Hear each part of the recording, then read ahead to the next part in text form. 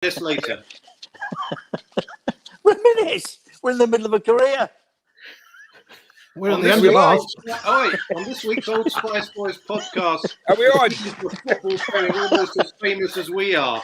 I think we're on, Andy. Yeah. Are we We're on. Okay, Neil's talking. Hurry up, Neil. Are we on? Yeah, no, Neil said to give us a shout when we're on, Keezy. We're all right. Neil said to give us a shout. Yeah. Don't interrupt him. He's a little nervous as it is. Hurry up. Honestly.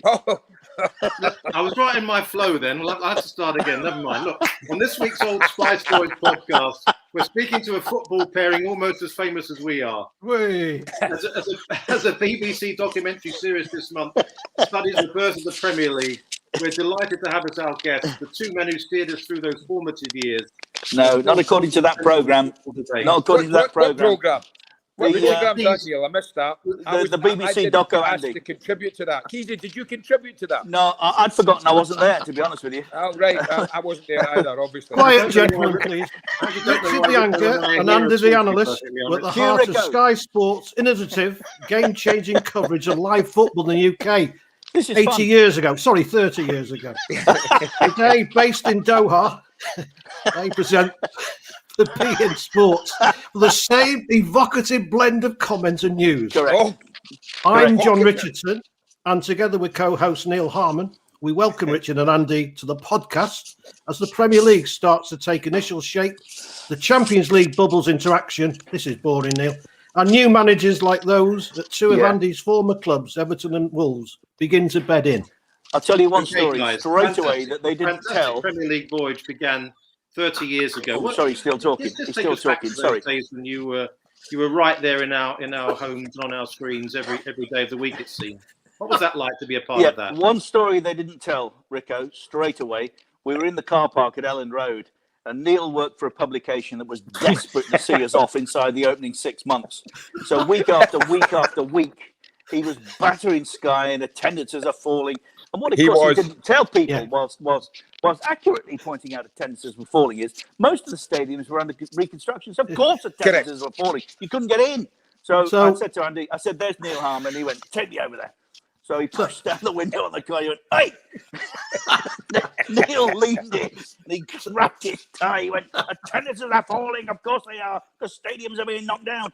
And as he put his window back up, Neil's tie, I think, got caught in the window. And I nearly took him home with us. It was an accident. It was an accident. I never meant that, Neil. I meant to apologise for that all these years. Neil, I never meant to catch it. Neil, you weren't Nostradamus then. No. I didn't see the fact that there might be, the Premier League 30 years on might be up for grabs for $2 billion in the US. Yeah, Neil and the Daily Fail. Honestly, they wanted us shut inside 6 months. Well, you proved them wrong, boys. You proved them wrong. All of us, thank God. And by the way, an answer, John, to your question, what was it like? It was absolutely fantastic, by the way, back then. Yes. It was fresh, it was new, it was a blank canvas to go and work on it, and it was for people like Keezy, myself, Martin Tyler, Jeff Shreves, Andy Melvin in particular, who set the standards that we all had to adhere to. It was brilliant, of course it was. We were given something that no other people, ex-footballers or journalists, as Richard, had been given the opportunity to do, like work every week, do every game. It was magnificent. Correct. Was it not nerve-wracking though, because there was no safety net, was there? You had to succeed. There wasn't. Well, there actually was, John. There was a quality control clause in the contract, and we were given 6 months to get it straight. And those, of course, like Fergie, who had been part of the ITV5. This is something that, what's it called, Fever Pitch? They did get right. They had David Dean talking on the first episode, which I lost the will to live during. And David had talked about setting up a new Premier League. Well, that wasn't the case. The five of them, the two Merseyside clubs, the two North London clubs and Manchester United, they wanted their own league. They just wanted. They were happy with the way things were. They just wanted to be on television every week. And of course, with Greg Dyke, Trevor East, and ITV, that's something they tried to do. And they had Fergie in their corner.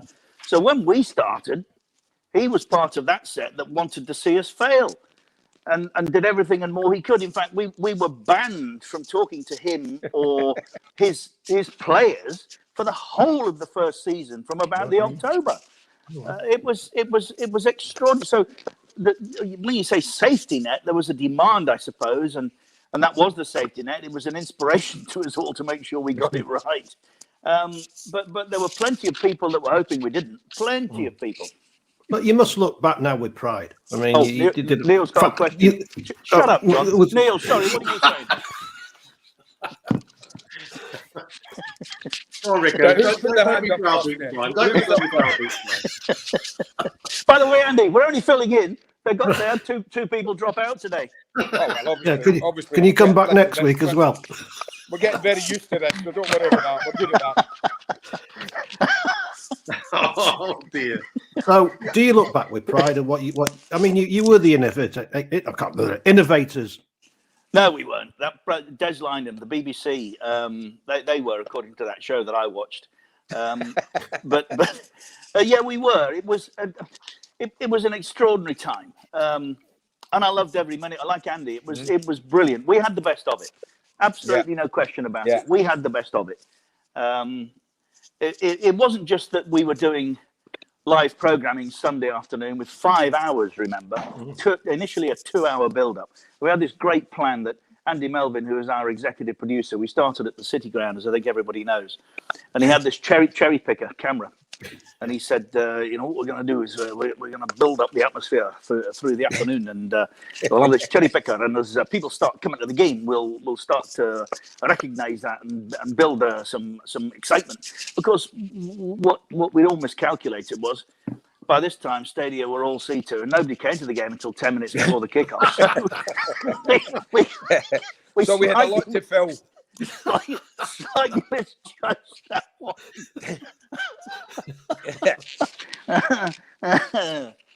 Anyway. I have to say, it didn't seem like it from our perspective. I mean, I know we were at most of the matches, but at the same time, we were always keeping an eye on the opposition, so to speak. But you guys, came to the post very quickly, and I thought you captured the mood of what was happening, and you had to be watched if you wanted to do the job properly from our perspective and from the viewing public. You had to watch Sky. Even the Daily Mail. Do you know what, Neil? The Daily Mail. It was a bit like that.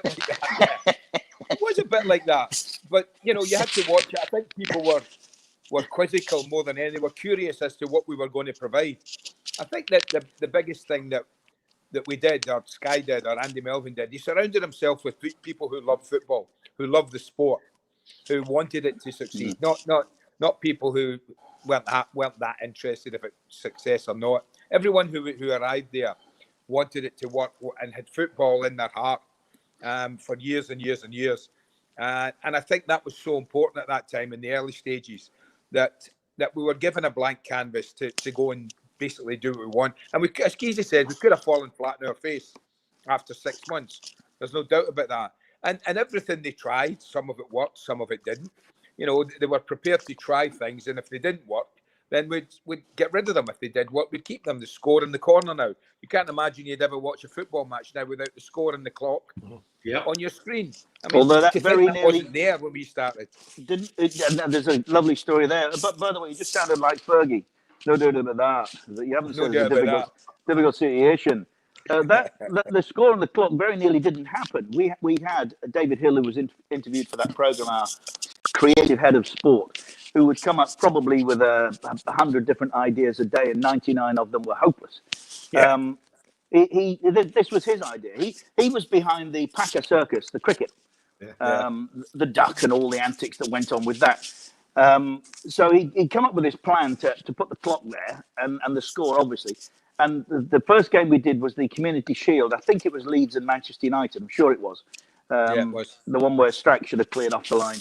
But it was Andy Melvin who insisted that that's the only decent idea you've had in all the time we've been talking about the planning, Hilly. We're going ahead with that. But he nearly lost his nerve and didn't do it. And as much of us... I suppose an on-screen distraction people felt it was initially. You couldn't watch a game of football now without it. You just couldn't. No, you're right, because you panic if they lose it. They lose it for a few seconds. Think, what's going on? But you're right. At the beginning, a lot of people didn't like it. Oh, it's ruining the screen. It's this, it's that.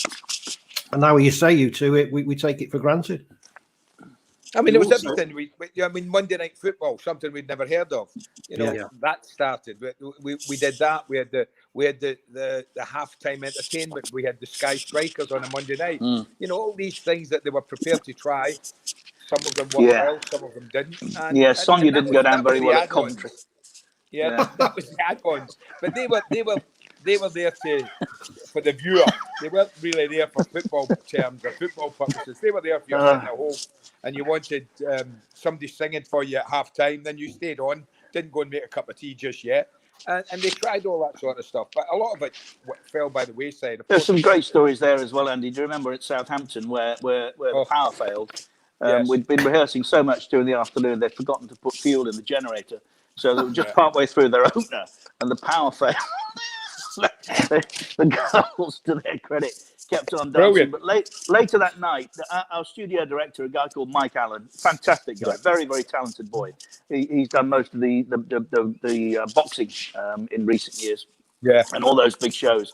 But nobody ever told him where the fireworks were. So if they weren't there, opposite the TV gantry, we weren't going to see them. So you could, communications weren't very good, and there's all this fuss about the guy running the show. Mike, can we cue the fireworks? And you could hear Mike Allen. I could say, tell Peyton to cue the fireworks. Cue the fireworks. So first of all, the delay, and then finally when they went off, Mike's in his truck going, I can't see them. Where are the fireworks? Anybody can show fireworks? Nobody ever did, really. And at Southampton, one went a rocket went flashing past a guy on a petrol forecourt. Yeah, nearly blew up the forecourt. He nearly blew up the forecourt. That whole ground was a fire trap. They were trying those fireworks so much that honestly, Mike Allen would shout to Jeff Shreves, keep the players on the pitch. Keep the players on the pitch. They might want to watch the fireworks. I don't think they will. Oh dear. Fair play to Jeff Shreves. He's still going, isn't he? Yes, he is. Yeah. Indeed. Yes, he is. Brilliant. Great interviewer. Top guy. The king. Yeah. And the tactics board, which was another one of your innovations, of course, is now. I mean, it's compulsive viewing. I know. In your day, Andy, you had to move them all around by hand. We had a Sabutio board.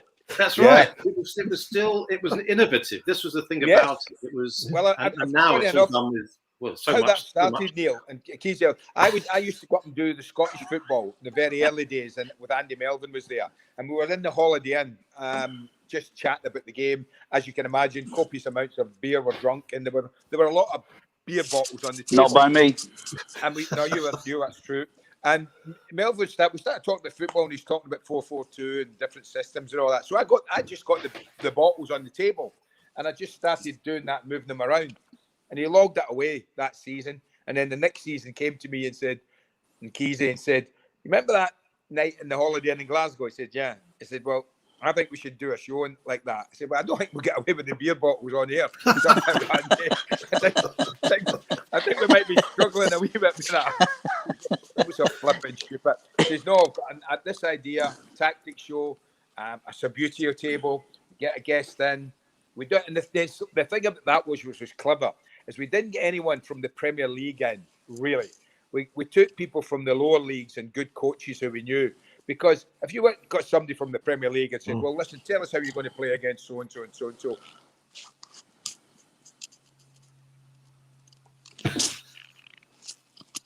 Far more from the people in the other leagues.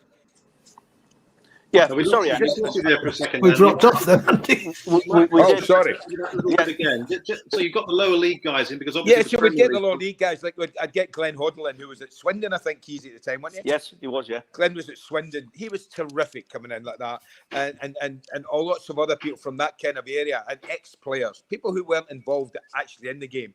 Bobby Moore was a regular. I mean, that went from there to where it is now. I guess Monday Night Football. Then attached onto that with the technology, and now the technology is off the charts. It's amazing that his little Sabutio table has ended up where it has. Either of you two ever been to the Horseshoe Bar, by the way, in Glasgow? Oh, Yeah. I've been to many bars in Glasgow. Usually taken by Mr. McCoy. No, the Horseshoe is a famous bar in Glasgow, John, and I made a mark in there, unique, I think, to this day. Andy, you were with me, weren't you? Do you remember? Yeah. You're the only man in living history who went into the Horseshoe bar, ordered a spritzer, and got back out the Horseshoe bar in one A spritzer! And the barman went, what? I don't think he'd ever made one. No. Not advisable in Glasgow. Well, that's what I didn't know, John. I just didn't want to get drunk. I thought, sure, really. Just want to get headbutted. I suppose we should bring those who don't know exactly where you are geographically up to speed. I mean, how long now have you been in the Middle East? 8 years, Neil. 8 years. And it will be. There are some people, those on the social media, that like to taunt me with the suggestion that we're both in exile. They could not be more wrong. I mean, we have a glorious lifestyle, and so grateful to people here, to Nasser Al Khalifi, the new chairman of the European Clubs Football Association, who brought us to be in sports, who continue to sustain us, and some good guys that we work with now. And the lovely thing about it was like starting all over again, because when we came, they didn't have Premier League football on this channel. They did in this part of the world, of course. So it's been a really good ride, and to some degree, like as I say, going round for a second time. So it's been fun. 8 months of the year, the weather is absolutely stunning. It will be for a World Cup in November and December. Top temperature will be 24 degrees, which is some number of degrees less than temperatures at the Euros at Wembley last year. Heaven forbid, 29, 30. We won't see that. And it's something everybody here now is very much looking forward to. Can you give us a sense of what it? Sorry, Rick. Can you give us a sense of where we are currently in terms of the development of the waiting for the preparedness of Qatar to stage the World Cup? Andrew? Well, I mean, with regarding the stadiums, 7 new stadiums. The stadium that was here, the International Stadium, Khalifa Stadium, has been renovated and redone, but that was the original stadium. 7 brand new stadiums have been built from the ground up. All will be ready way before the World Cup starts, and all have been tried and tested at the beginning of next season, I think, for the is it the World Cup, Asian World Cup, Asian World Cup, something like that. They're having a tournament here to try them all. So stadiums are bang on course, state of the art, absolutely magnificent. Keezy and I, in the 8 years we've been here, have basically watched a country build itself. The infrastructure from when we arrived to where it is now, Dickie, is extraordinary, isn't it? It has been extraordinary. As you're talking, Andy, I'm thinking about our air-conditioned parks. Which sounds crazy, but they do have here air-conditioned parks. And were this World Cup to have been played in the summer, then conditions inside those stadiums would have been absolutely perfect. I mean, Ramon Calderon used to come here a lot. His son worked in this part of the world, the former president of Real Madrid. And he was in that Khalifa Stadium for a showpiece game very early on, in the piece, as the Scots like to say. Him and Infantino, who had to leave the stadium at half-time to get warm. It was so cold. Too cold. It's true. Great. Also, correct me if I'm wrong, but the fans won't have to travel more than an hour to some of these stadiums. Is that right, from Doha? Although we don't know, less than that. If you're in Doha, you'll basically be central to, and all the grounds will be around Doha. So from north to south, the biggest distance you would travel from the furthest north stadium to the furthest south is about an hour. So if you're in Doha, the furthest you're probably going to have to travel is about 30 minutes, 35 minutes. Which is a bit different to Brazil and Russia, for instance, isn't it? Well, I think it is, John, and I think the press boys will actually, when they get here and the controversy has finally subsided, most of which I think was inspired by the fact that England failed in 2018 spectacularly. I look back on that period with such embarrassment, but failed spectacularly. Blatter told me a great story about that.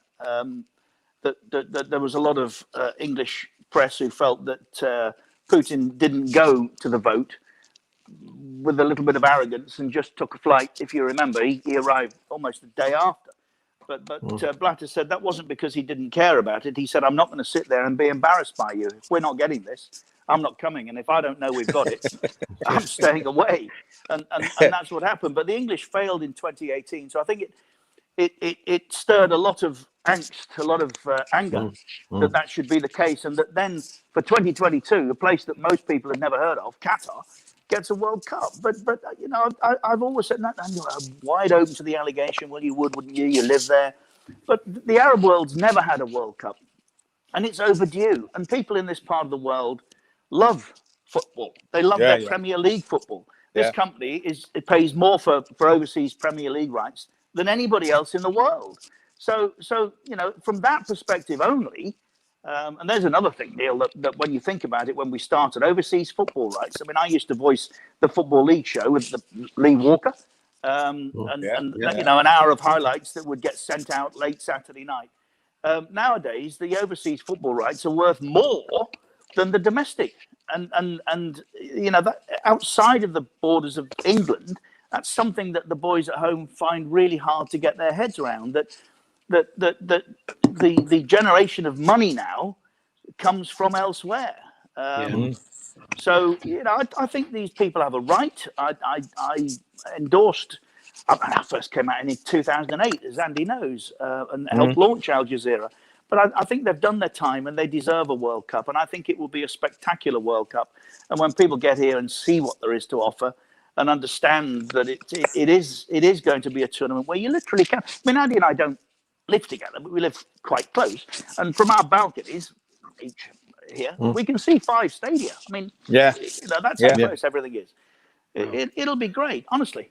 Also, you know, being in November should be an advantage for England and some of the European countries, because everybody says, oh, a summer World Cup, summer European Championships, everybody's worn out, you know, it's been a hard, long season. They should be fresh, shouldn't they? I mean, it could be an ideal time.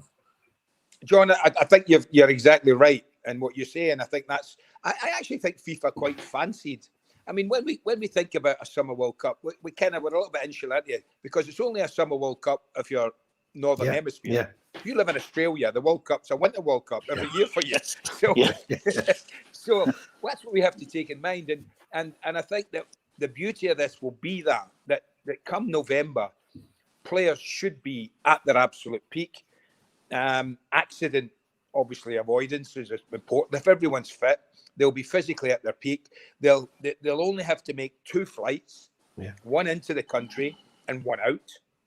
You'll be in the same hotel, training ground facilities will be close by. There'll be no tiredness from travelling. There'll be no tiredness for excessive heat. And the players will arrive here 3 months into the season, I think, sharper than they've ever been, John. I agree with you. I think potentially the players, well, not potentially, the players will arrive at this World Cup in better nick physically than they've arrived at any other World Cup. I mean, I just wish, again, with I'm trying to weave the start of the Premier League in here as often as I can, Neil. Looking back on the reconstruction of English football from that period, I wish sometimes we'd be a little more expansive in our thinking. We're the only league, the only big league in Europe that doesn't have a break. Now, why not build in a permanent break around the time that we have to stop for this World Cup? I've always been an advocate of taking 2 weeks, maybe, you know, after the 3rd round of the FA Cup. But here's an opportunity for the Premier League to think again and say, do you know what? We actually could join the rest of the world here. I know not everybody's on board with Arsene Wenger's thinking, but Arsene's a visitor here all the time. And Andy and I had dinner with him a year ago, Andy, when he was talking about his World Cup plans and how he was going to express them and his thoughts on them going forward. Andy's very anti. I am enormously on side. You know, but there's somebody that I think you could work what I've always wanted, a break in and around his new planning going forward, which, by the way, I think will happen, despite, again, a lot of people being very unhappy about it. Is that not motivated by money, though, Richard? You know, more. Well, John, it all is. I mean, I hear this all the time. I had some fellow the other day come on about Sky and the birth. Oh, you took it away from the modern man. Well, we didn't take it away from anybody. It had to evolve. And I don't hear too much about Manchester United fans complaining about having seen Eric Cantona or, spending the money that they have on the Ferdinands and the Rooneys and the 18 titles they've got, and, couldn't get one until 1992. Of course, it's about money. Everything is. And I used to say about subscription sport, nobody expected it to work. The BBC gave, initially Andy and I were at BSB, British Satellite Broadcasting, remember, which merged with Sky. And if people at BSB had slightly bigger cojones, they would have finished Murdoch at that period when those negotiations were going on. He was an hour or so away from going bust himself, but he wanted it more. And he got it. Subscription football. We all have to pay for what we buy out of a supermarket, for goodness sake. I think live sport has a place on satellite TV and highlights on terrestrial.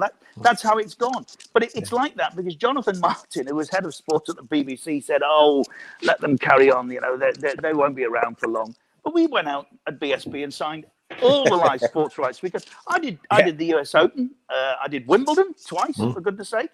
You did the Ryder Cup, son. You did the Ryder Cup. The only reason Wimbledon starts broadcasting now from 11 o'clock, Neil, and you've been there often enough, it used to go on the air at 5 to 2. So our contract was we can have everything outside the BBC's live broadcast. 5 to 2 on air, 5 plus 5, 6 o'clock off, and we came back on air. And so, of course, they quickly realised that they needed to extend their hours. Well, what a bonus that was for people. So, there's been many good things as well. So you're for it, Richard. Andy, you're against the World Cup every 2 years. Why is that? I am, John, because I think that one thing about Arsene, I agree with Arsene that there's too many meaningless internationals, right? I agree we should shorten it. As I said to Kesey, the perfect idea with me, we have 3 breaks now. September, October, November this season. We're going to be at the end of November and we'll have played 10 league games, 11 league games, I think it is. That's it. And that's at the end of November. And that's because of 3 international breaks. Yeah. Now, if we wanted to congest them, we could have played all these internationals in September or October or November, whatever month you want, and it would have been played through. The World Cup for me is the World Cup because it is every 4 years. It is special. I know Keys is going to say, well, it'll still be special. We have the Champions League every year. Well, I've got one better than Arsene. Let's have the World Cup every year. I think that makes the World Cup special. Is the fact now he's being it's every 4 years. Now he's being No, it is. It does. It makes it special. And I think a lot of people who even have played in the World Cup, and I was unfortunate not to, but a lot of people. Well, if you haven't smashed Anton Andros across the face, you would have. Well, he shouldn't have punched me in the first place, and I wouldn't have punched him back.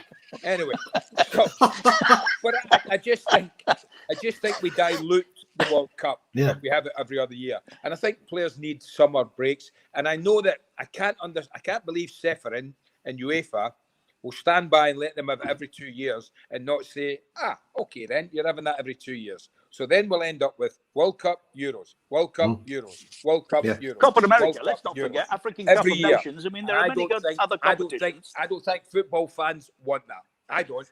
Well, I don't think they want pre-season tournaments in America from 3-4 weeks before the start of the season. Care about the pre-season tournaments. We need competitive football. Sorry, guys. Here we go. The pre-season tournaments are there for the club to make money and promote themselves. That's what they're there for. Just moving on that. Does this mean that we're flogging the footballers too much? No, they're playing 12 months of the year, aren't they? Well, yes and no, John. I get that. It's difficult when you talk to somebody as old as me, right? and I look and see how well looked after footballers are. Yeah. How the preparation, their diets, what they fuel their bodies with, the recoveries, the wonderful football pitches that they play on that never tire your legs, really. The recovery they get, the fly. When I used to fly to European games, we were up the back of the plane, squeezed in there like sardines in there, trying to get a kip, maybe with in between screaming kids or something like that. Now, by the way, that's because they used to get the shorts passed around. Remember Jimmy Case and Ray Kennedy, Neil, used to sit in the last 2 seats. Years later, I found out it's because they used to get the little bottles passed around the corners. There you go, lads. So I think there's a lot of demand on the players today, but you know, the groups are big, the squads are big that they have now. They rotate the players a lot more than they ever did in the old days. You're never going to get a player playing 60 games that a lot of players did.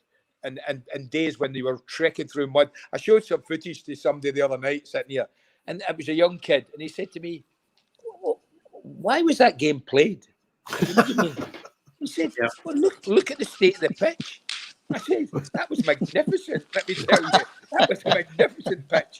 Remember the baseball ground? Yeah, that's right. Yeah, baseball ground. You should drive there. They shouldn't be playing that game, but that's what we've got now. We've got these bowling greens that are so hard and firm that the players just skip over the top of them. So, yes, we need to protect the footballers, but we also need to remember that they're in the entertainment business as well, and they're there to entertain, and they get very, very, very well paid.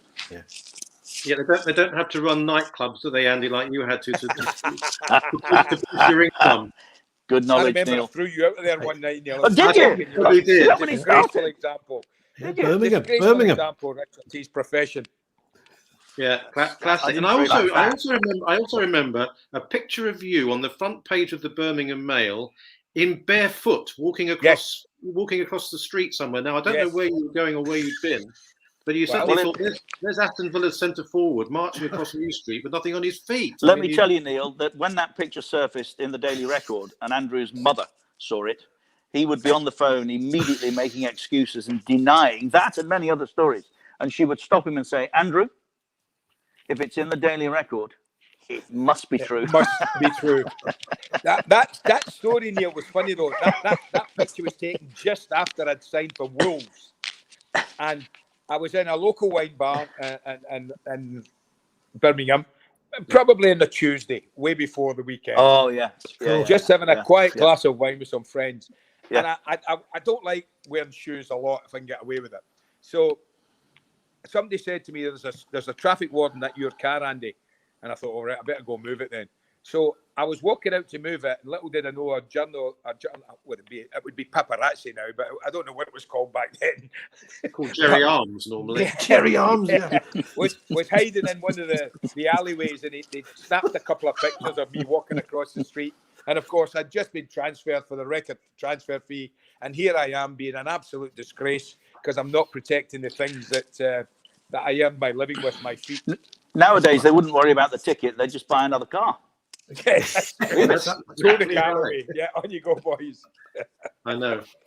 And we have to kind of bring you guys up to date. I know we love to reminisce, but you look at the Premier League, the way it's evolved, and where we are at the start of this season.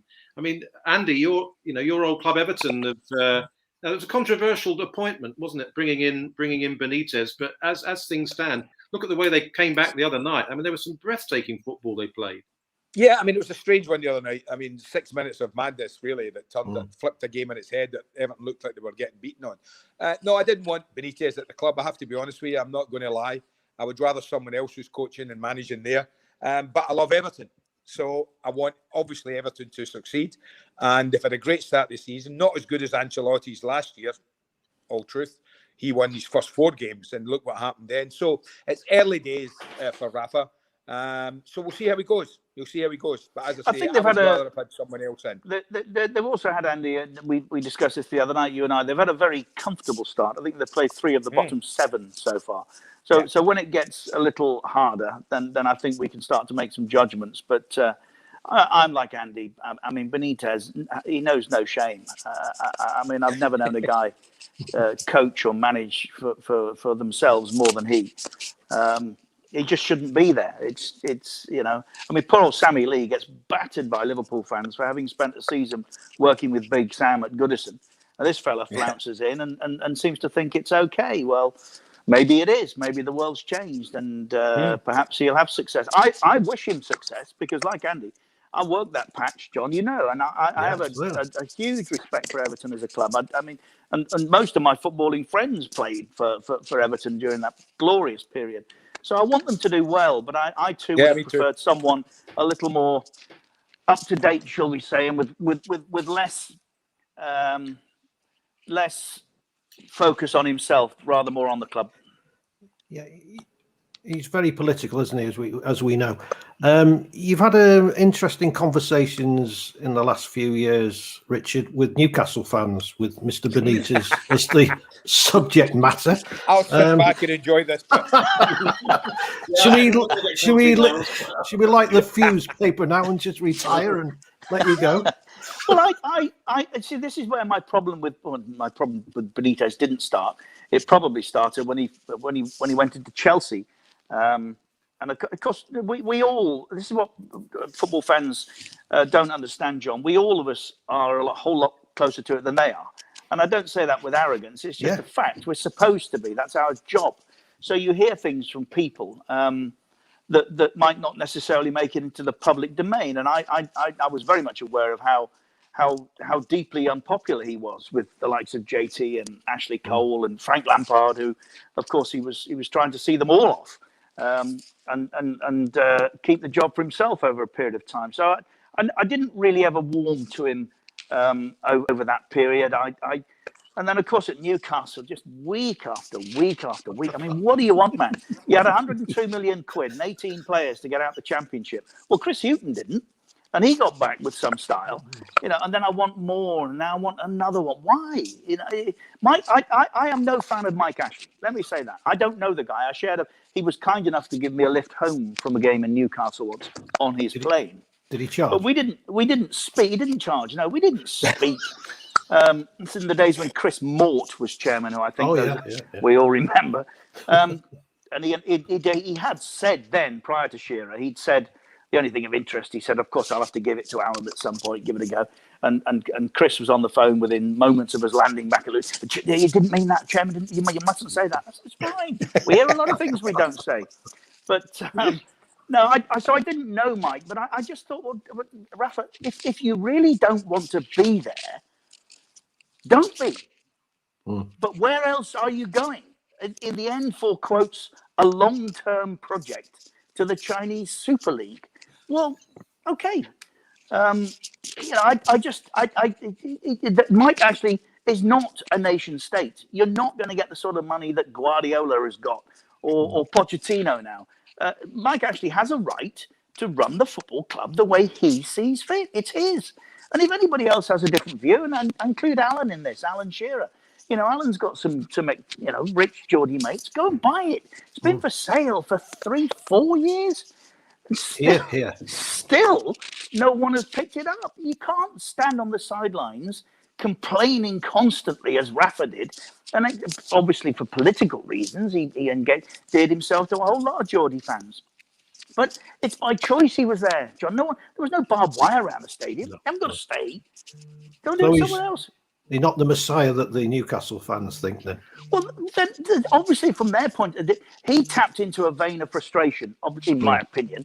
They didn't like Ashley, and he was able to steer the club, or he felt he might, in a direction that he wanted.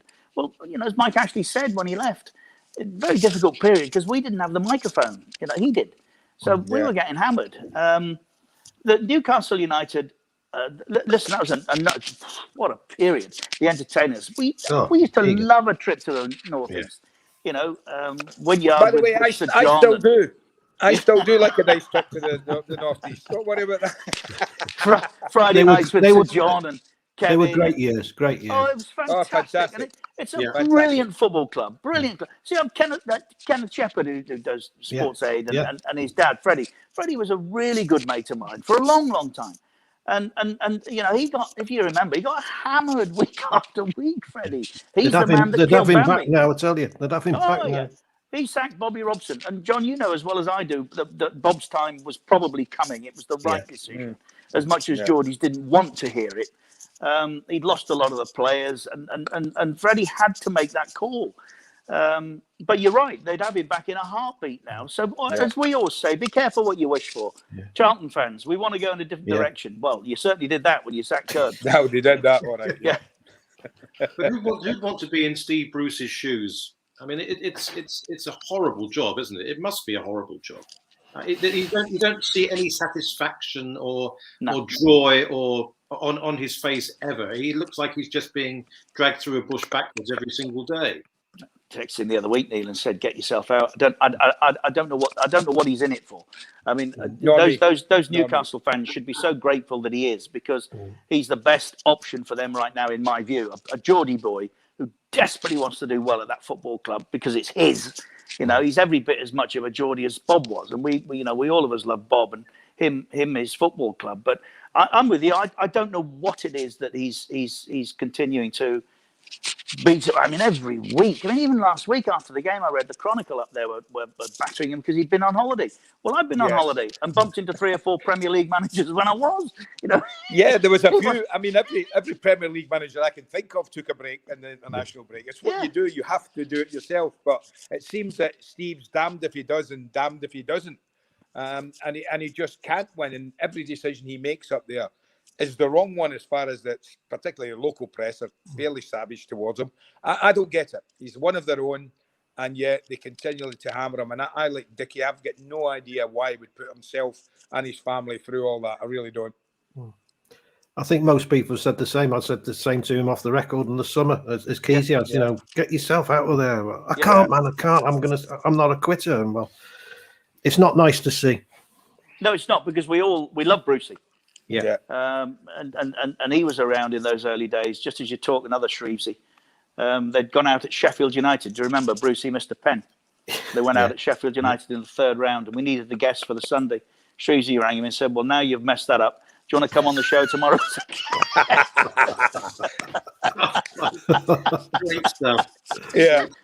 I mean, another manager who's, I don't know, it's a tough one. Solskjaer at Manchester United. I mean, last night, for instance, they go down to 10 men. They're playing on an artificial pitch against a team that's supposedly they've done well to actually get into the first round of the Champions League, and he's getting all sorts of stick today because he's unable to fashion a side with 10 men to earn something on this strange match, and he's getting pelters again. Once again, he seems to be one of those who, he can't win for losing or whatever. What do we think of Solskjaer? Has he got a chance of staying there? He must have a chance, because they obviously want him to stay there. He's been there 3 years now? Is it 3? 3. Yeah. And the group of players has changed dramatically in those 3 years. I mean, they've invested fortunes, absolutely fortunes, and did again this summer on young talent. So he's under pressure to deliver.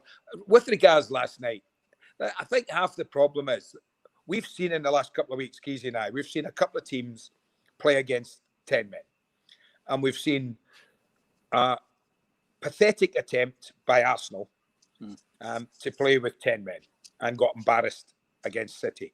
We then, the following week, I think it was, we watched Chelsea go to Anfield, one of the toughest places with the crowd, and they lose a man and they have to play 50, 60 minutes nearly with 10 men and show you how it should be done. Now, I've always said, because you go down to 10 men doesn't mean the game's done, doesn't mean you can't win it, and particularly when you are so much better than the opposition. There's absolutely no way in the world United should not have just managed that game. If they've got away with a 1-1, fine, but should not have been losing the football match. That's in my opinion. That's wrong, and it shouldn't happen against young boys. If it had been a Bayern Munich side I saw last night, then I'd understand it. You maybe get beat if you've down to 10 men against them, but it shouldn't be taken. Shouldn't be a given that you do. But I thought last night when I saw them down to 10 men, I thought, well, that's okay. They've got enough quality in that group of players to control the football, control the match, run them about, and maybe even nick a winner, but certainly not get beaten. So I can get it this morning when he gets a bit of stick. But I honestly think, I don't know what Keezy thinks, I honestly think that the hierarchy at United have got them in there for the long run, not the short term. Yeah, I think until they start getting stick again, Andy, probably.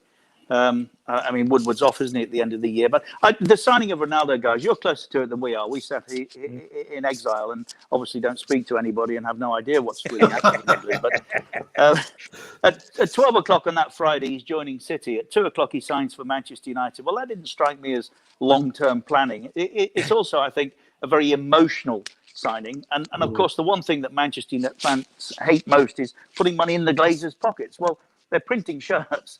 like they're going out of fashion. And who's happiest about the re-signing of Ronaldo more than they are? The Glazers. And I said to Andy, I can't see it in a dressing room. Solskjaer, I mean, last night, sit down. Yeah. Hey, yeah. sit down. Right? It was embarrassing, wasn't it? It was honestly, John, it was awful. Yeah. And I just think going forward, he will not have the authority to be a Manchester United coach with Ronaldo around. Somebody's got to go in there, I think, that he respects. And it won't be the man who I've often disparagingly referred to as the former manager of relegated Cardiff and Mulder. Also, of course, also in this day and age, managers, we have to cope with social media, don't we? And we know it can be nasty out there, which seems to put extra pressure on. I mean, I was watching the highlights BT Sport last night, and they use social media quite a lot, and it was starting to annoy me because I'm thinking, why give these people a platform? And now, to be fair, they weren't out of order, some of these, but you know the tweets. You know, we've all had them. They're horrible, aren't they? It's like a nest of vipers. Yes. So managers today are battling against that as well, you know, which never had in our day, sort of. Well, it's also, I sometimes, John, I sit open-mouthed sometimes. And as Andy knows, I'm an addict. I'll read 6 newspapers a day here, minimum, because it's what I do. And I enjoy it. But I read things like Rio Ferdinand tells Phil Jones, ship out. You know, now I think a Manchester United fan is okay at passing in a judgment of that nature, but for a former professional, you know, when Jamie Carragher called Arsenal cowards, what? I mean, the one thing we were very, very, very keen on doing in the early days was we were of the opinion, and remember, I come from a generation where football wasn't on television for 6 months in one season, while ITV and the BBC refused to put it on. So we gave football a shop window, our national sport, and we therefore, you know, I was always accused of hyping it. Well, it wasn't hype. Our view always was, if it's bad by half time, most people are going to be able to work that out for themselves. So there's no point us underlining that. Our attitude always was, how does this get better? What happens here now for this to be a much more enjoyable second 45? And that seemed to, again, Wenger over dinner, he said, I don't understand. The Sky spend 1.1 billion buying the rights and spend the next 3 years trashing it. And if we'd said some of the things that are said today, obviously with a view to a click and a social media response, we'd have been up the road. If I'd sat there, I mean, I'll never forget Alf-Inge Haaland, the assault on a football pitch, and I'm thinking to myself, well, I've got to come back and discuss this in a minute. And I know Fergie's going to be watching. You were always aware that there was a line over which you must not go. We would never cross a tunnel. We would never point a camera down a tunnel. Andy knows this, because that's the workplace of the guy that we've just been watching. Now, football clubs have only got themselves to blame for that changing, because Spurs show access, don't they, at their stadium, and City do the same thing. But it does astound me that today's footballers never had a bad game, ever, and everything that they're watching is shite. And I can't get my head around that. It just isn't. You know, there's other ways of doing it if you're not in pursuit of a click, which, of course, I think is the motivation. You mentioned Alf-Inge Haaland, which brings us to Roy Keane. What do you think of him as a pundit? Well, I sat with him at Manchester United, and having just said all of that, he came on one day as a guest, and I said the same thing to him. I said, listen, Roy, you know, we're not salesmen, but we're here to do our best to promote this product. So I don't want you to go down the line of battering everything. And he later was at Ipswich, I think, when he said, I could never be a pundit. I sat with that Richard Keys, and he told me that everything's rosy in the garden, and I don't think it is. Well, okay. Never be a pundit. Really? You know, he's got nothing else to do with his life, so he might as well be a pundit, I suppose. And I favourite guests, people will say to me, who are your favourite guests? Well, he's one of those that has had a go. The favourite guests of mine have always been the boys that have put their neck on the block, that have stood in the dugout. No, it's a lonely place and a really hard place to do your job. when you got 60,000 fans screaming at you like Steve Bruce, and we've discussed that. So the guys that have had a go are always my favourite guests. Those that sit and criticise that have been nowhere near it, I haven't got too much time for that. I really haven't. And Keno's had a go, but with limited success, very, very limited success. I mean, to fair to both of you, I mean, I've been privileged enough to be out there on your show many years ago. You've probably forgotten that already. No, we remember. What was your name again, son? Sorry, who are you? Oh, hold on, John. Yeah, You've got it on VHS somewhere, haven't you? Never to be forgotten, that was John. You Never to be didn't say forgotten. that, Neil. I didn't say that. But you've had some I great. thought it was John Etheridge. Sorry. Might as well have been. But you've had some great guests. I mean, we've had some, and we still do, John. We had a wonderful Euros this summer when we had Arsene Wenger, Gianfranco Zola, Peter Schmeichel, Paul Robinson, Jason McAteer. Who else, Keezy? Bakary Sanya, who was a very, very enjoyable young man. Reedy likes the odd trip, doesn't he? Reedy. We invented COVID to keep him away. And we like him being here, to be fair, John. We do like him being here. Oh, brilliant. I'll tell him that one. No, he's been a great supporter of ours through many difficult times, not least when we left Sky and somewhat unceremoniously. He was always on the phone every week. And as we know, he's got Plymouth. He's putting his hand in his pocket to keep Plymouth afloat in those days. Keep them alive, yeah. He was always the first one. How you doing? Yeah. Not great, but we're okay. So we love Reedy. Yeah, you did find out who your friends were then, didn't you? Very much so, John. Yeah. In fairness, the answer to that is football. Football family were absolutely sensational. I mean, you know, I used to host the big HMV dinner in London, which was at its best when no one knew it was taking place, because I could really have some fun. Now they televise it, and you've got to behave a little bit more. So it was much better when the press weren't there, as it were. But I remember going around the room that night, the first one I'd gone back to, and I went over to. Can we swear? Is it okay? Yeah, of course you can. Yeah. So I went to. I'm looking around the room, and I saw Big Mick McCarthy. I went over, Mick, how you doing? All right, lad. I said, yeah, good. How are you? I said, well, it's been better. Yeah. I said, would you come on the show? And he went, the show. I said, yeah, we're at Talk Sport. I know. Talk Sport. I'll come on your show, lad, but I look at Talk Sport like shit on my shoe. Say what you mean, mate. Say what you mean, son. Glad to know he hasn't changed. Yeah. I went to Moisey and said the same, and everybody came. Ray Wilkins, happy birthday, Ray. That's 65 today. Yeah. Ray was the first guy to put his career on the line and come on our program day one. Yeah. You know, everybody came. Gordon Taylor, all the most unpopular characters that you care to mention. Not everybody. They're all coming on here now. He's coming on here, yeah. See, I like Gordon. Gordon, I don't. I like Gordon as well. He's a great lad. You know, the criticism he gets, my goodness. Yes, there were things I'm sure he would say I should have done better. That's the case for all of us. None of us are not guilty in that respect, are we? I haven't seen anything from the new bloke in the last few months, have you? Yeah, I have. He tried to sell the paintings and then found out that they're not his. They're in a trust. They're in the trust, are they? Yeah, they're in a trust. He can't sell them. That's the only thing I've seen. Off for a resounding start, then. I suppose we can't let Qatar go by without actually thinking about the on the premise that both England and Scotland and Wales and Northern Ireland and the Republic it all squeak in. Well, I'm a little more confident, Neil, after the Austria game. Obviously, I have to say that the first two games in that are really poor performance.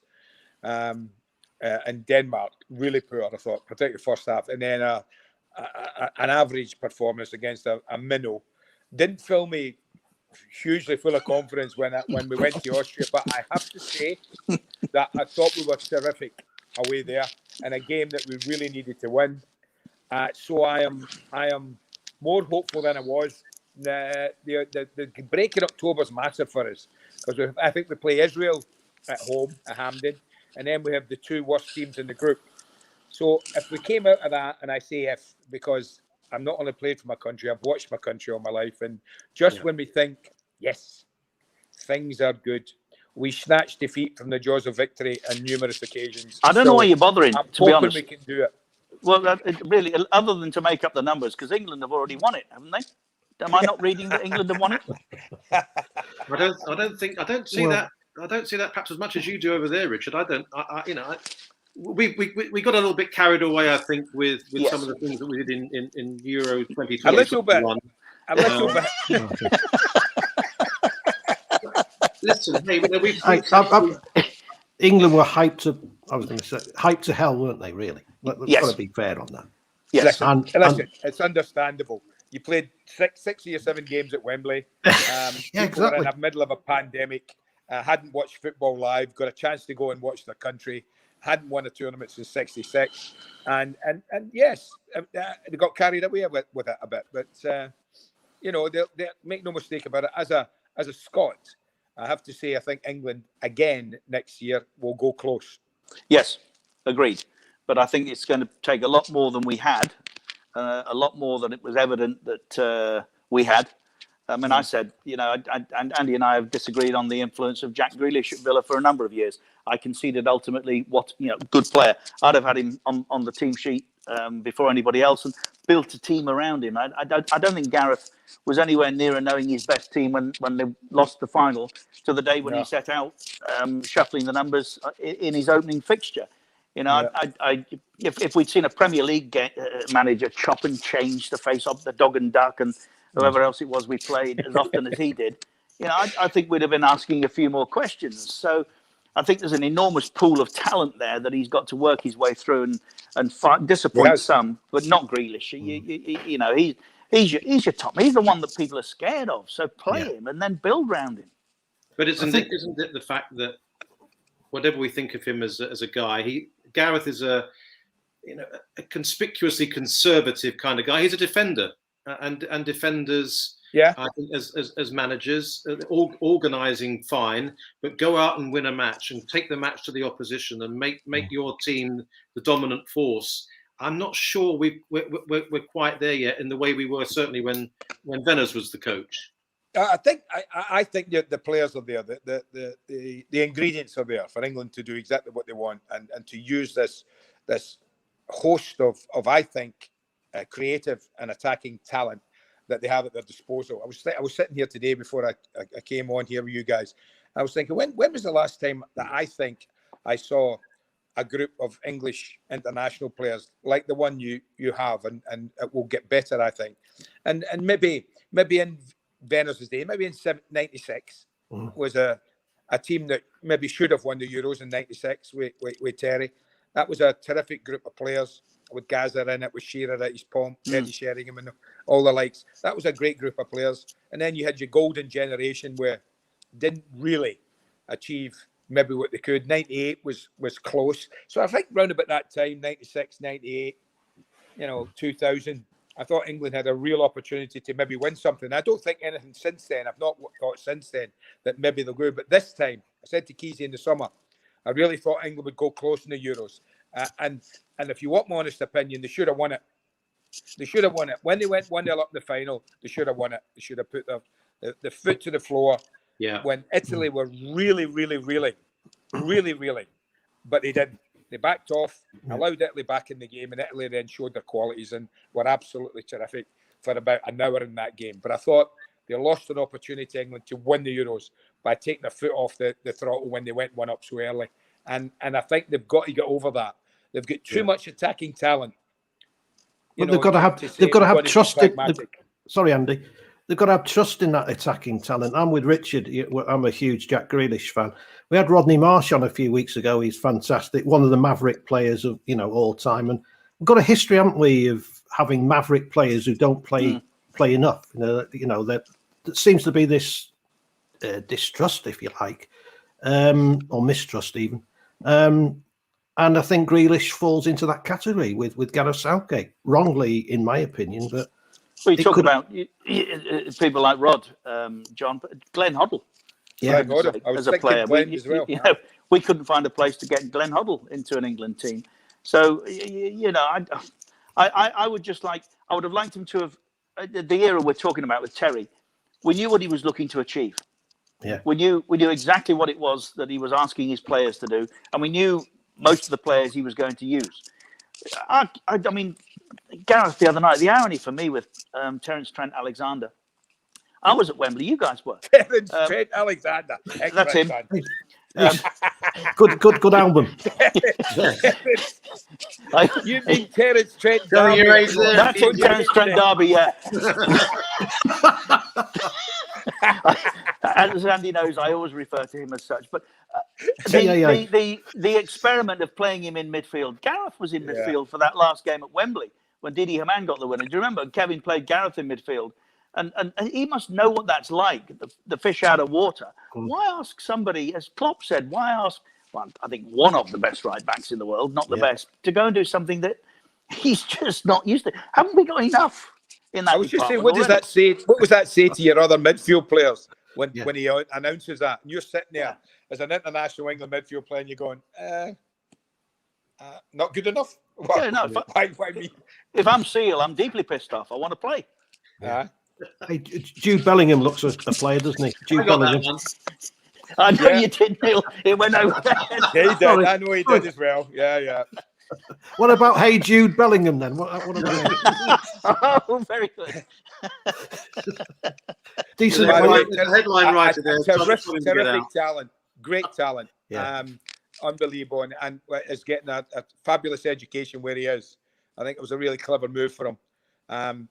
To get out and go and do what Jadon Sancho has done, and I think that he'll benefit from that. But a real talent. But you don't need to rush these guys around. As I've said, England have got so much at that end of the pitch, so much in those areas that we're just talking about, that they don't need to rush. A 17, 18-year-old kid into the firing line. They can let him develop and learn his trade, and it might. Next year might be too early for him. Might not. I mean, he might be as good as we all think, and he might be somebody you can't not pick, but I doubt it.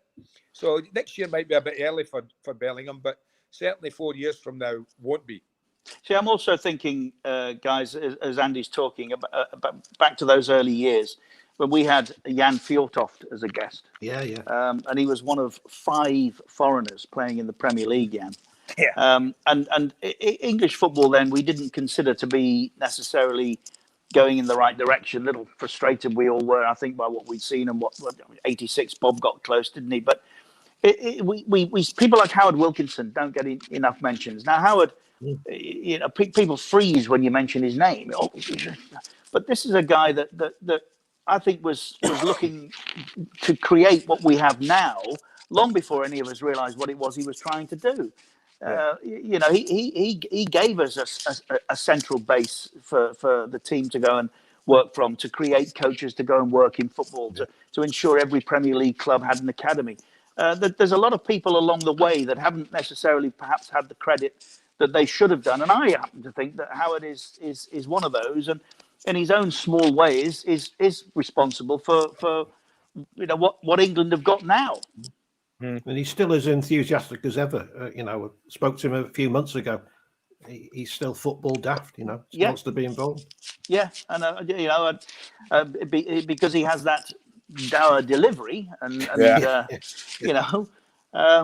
he doesn't necessarily excite people. But still the last Englishman to win the title. I mean, for goodness' sake, the title, Andy, in an era when football hadn't been invented. This is a bugbear of his. And he was party to the process that set us off on this path. You were there. I was only there, but I was a muted voice. Were you really? You and Andy Melvin were the ones who decided that football started in 1992. Not me. I was a foot soldier. I just did as I was told. Yeah. Well, we did decide football started in 1992, and nothing that had happened before was relevant. But now I am very much of the opinion that when I see stats for Alan Shearer, for instance, 260 goals, there should be a bracket that says plus 34.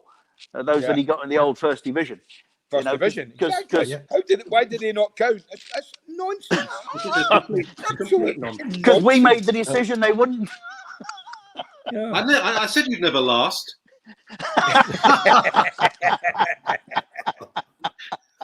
It lasted longer than you, Neil. This is true. Most people do. That's true.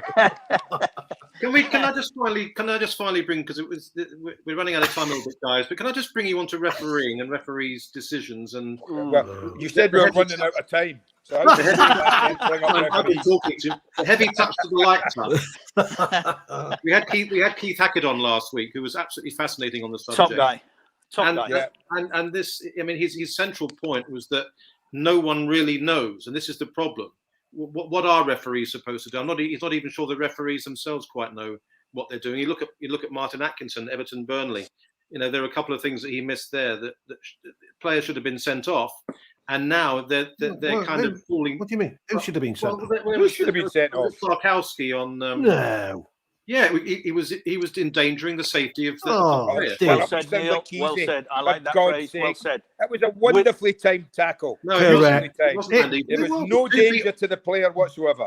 2 feet off the ground in danger. No, there wasn't. No, when you're off the ground these days, I'll tell you something. For me, I've said this all along. I did not want goal line technology, not because I didn't think it would be useful. Andy knows this. This is also true. I said I don't want it because it will lead to an era where we've got video surveillance on everything that's happening on a football pitch. So I said I didn't want it. It has been terrific. It's solved, apart from the goal that Sheffield United should have had at Aston Villa. Never over the line. Never over the line. That was an optical illusion, that was. The net bulging was the giveaway. VAR I didn't want. I think that Mike Riley had an extra year to get VAR right before we went live in the Premier League, and still managed to mess it up and then compound all of his errors in the second season. Now he's been told how to use it. Life's better. Still don't want it, but life's better.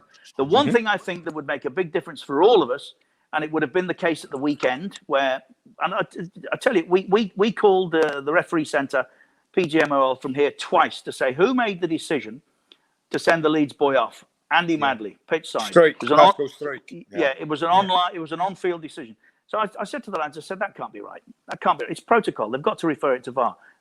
Call them back. Well, he's got a call coming in. He's got a call coming. He'll get rid of He's been excommunicated by the referee. What we were told is what we were told when we inquired twice, that the decision had been made by the fourth official and had nothing to do with VAR. They didn't get involved. Well, that's protocol, which Keezy was saying. Protocol means that any red card decision has to be reviewed by VAR. Yeah.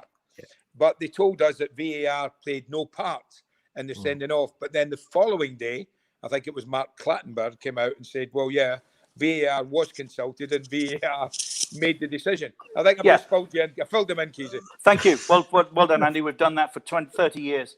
But the one thing we need, the one thing we have to have, and as football fans we should demand, is to be able to hear the referee and the match centre have those conversations.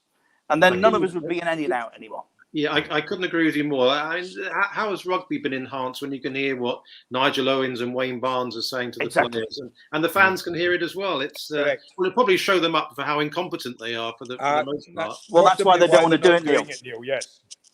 That's why they don't want to do it. It would embarrass them, and whereas rugby sees it as a virtue, I think football would see it as an embarrassment. Yeah, but the Euros were brilliantly refereed, and Riley's had to accept that's the manner, that's the direction in which we've gone, and football this year has been so much better for it. I mean, Fernandes hasn't yet had a pen. No, you're joking. Yeah, seriously. No. Yeah, it'd be interesting, Andy, when he does, because I don't know who'll take it, but.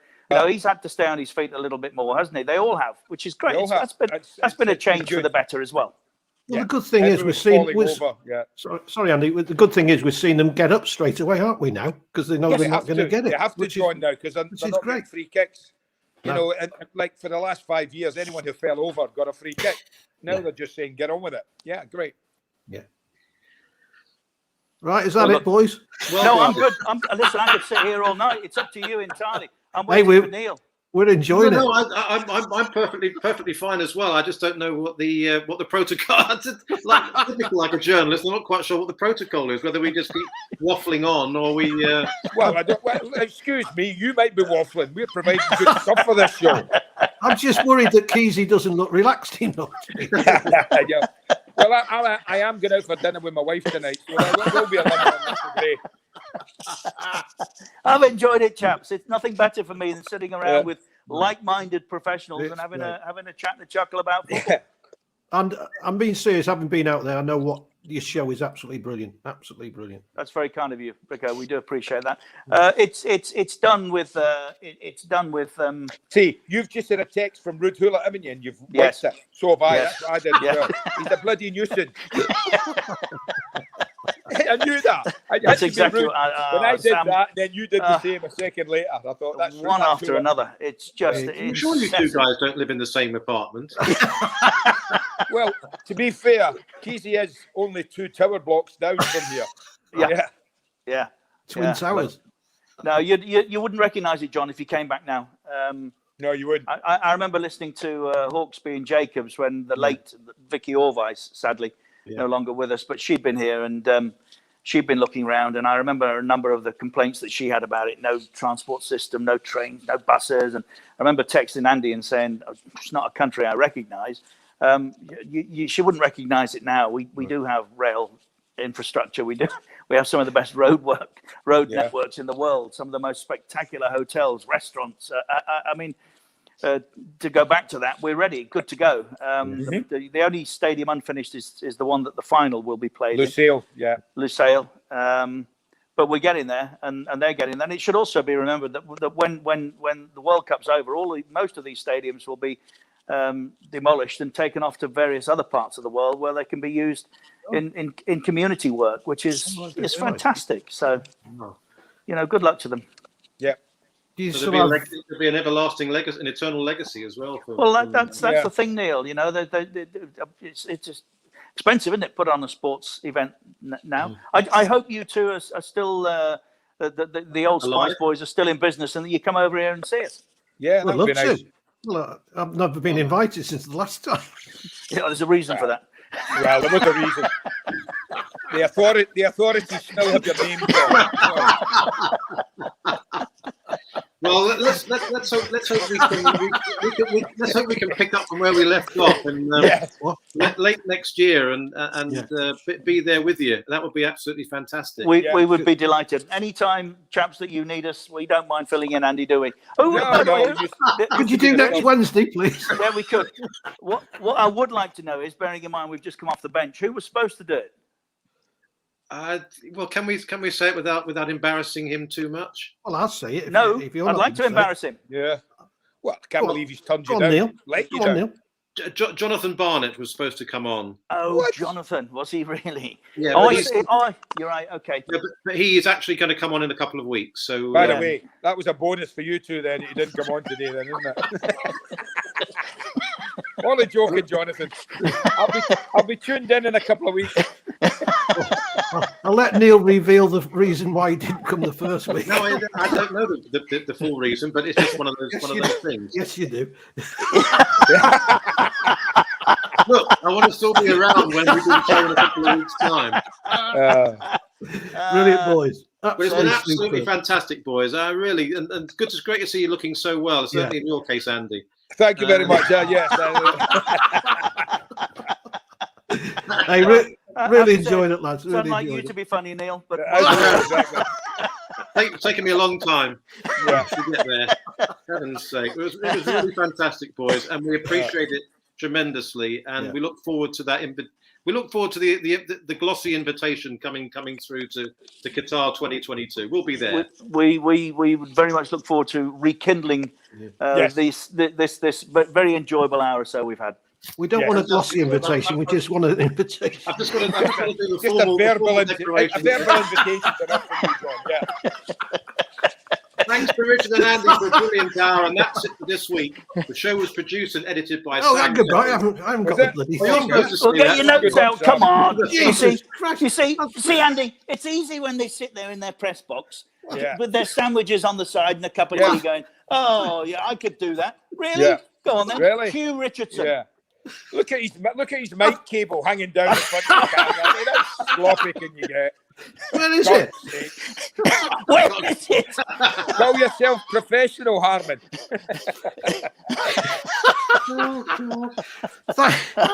Thanks to Richard and Andy for a brilliant hour. I'm off. It's more than an hour.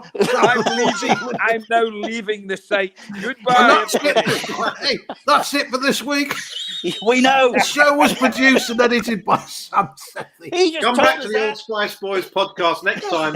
Follow us in your podcast app, and we're online at www.oldspiceboysfootball. We'll catch you again soon.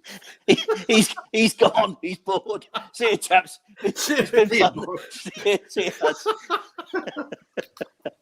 Oh, dear. Oh.